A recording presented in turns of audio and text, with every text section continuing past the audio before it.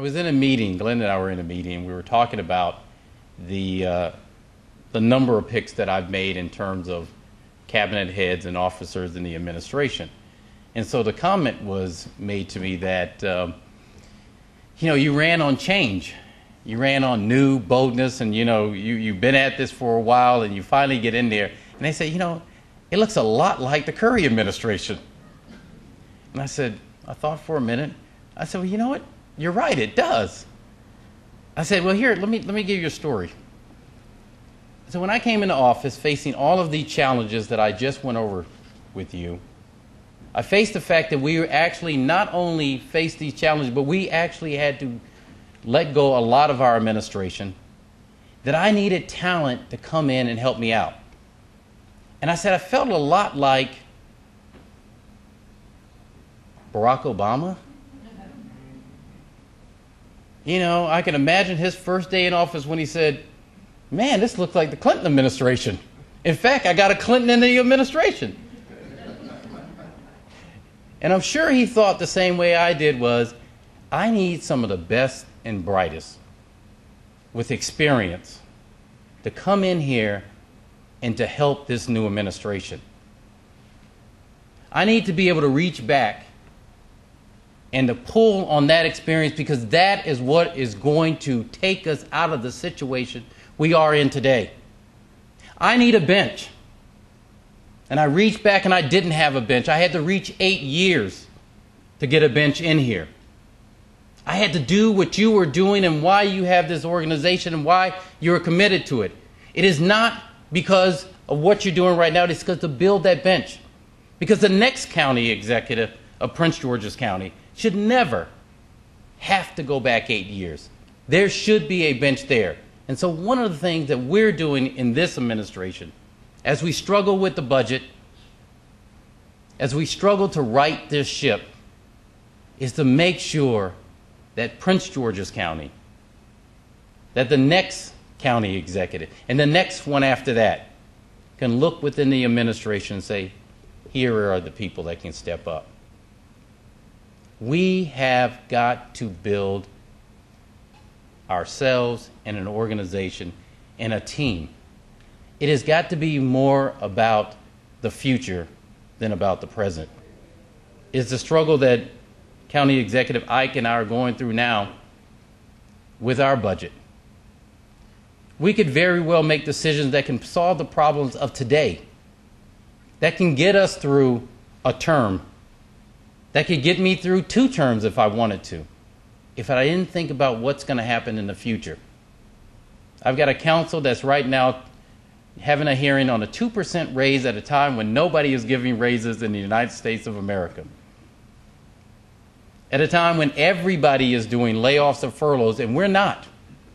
Because I made a promise that we would find a way not to lay off folks and not to furlough them. A commitment. But we're struggling with the here and now that's in front of us and saying, can we do this? No, we cannot. When I took over, the other thing that happened, and I talked to him about this also, was I was called to Wall Street for a different situation. They said, we will want to see you. And I said, much like I called them, I said, well, why do I have to go to Wall Street right now? Because don't you normally go after one, you actually have a budget and you learn what that budget is? And everybody said, yes, but your case is a different situation.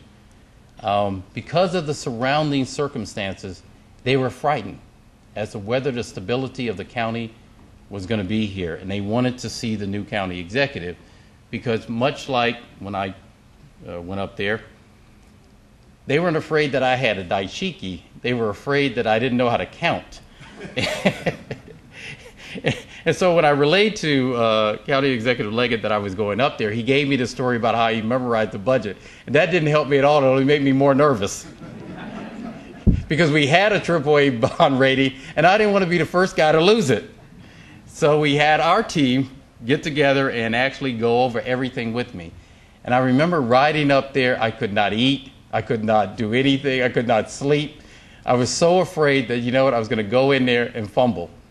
And So I was very happy when I made it through, made the presentation, and they saw, one, that I understood that we had to live within our means, that I also understood that we have got to start growing our base in the county, growing our tax base.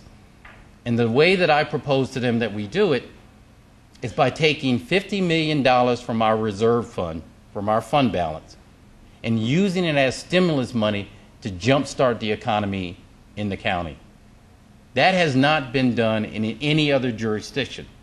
At a time when the economy is down, we in Prince George's County, I propose to the council that we start thinking anew, that we look and think bold by taking money, pairing that with state funds, with federal funds, to attract places like Department of Housing and Community Development from the state to come here, to use that funds to attract and build upon great developments that are going to happen at New Carrollton with some of our leaders here, that we look at our metro sites and we do those. But none of this, and I'll end with this, could be possible if, in fact, I had to rely on myself, if I had to rely on folks who didn't have the experience that many of you in this room have and gained because others have given you the chance to work in government. That experience is invaluable. That is why this organization is so important. Because if you don't do it, if you don't keep it alive, I can guarantee you nobody else will. Thank you very much.